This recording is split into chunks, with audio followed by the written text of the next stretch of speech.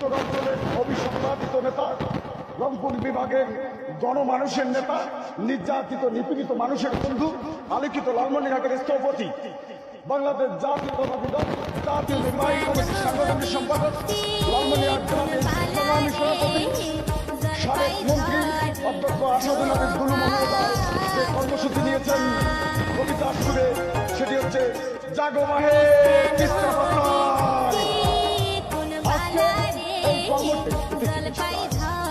আসুন আসুন তবে আজ এই প্রশস্ত গান তবে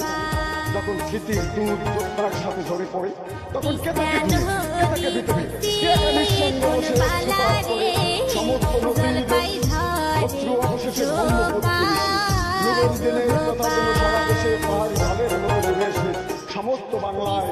আমাকে মানুষ যেন জেগে উঠে আমার এই আশায় যে আমার নুরুদ্দিন। Likey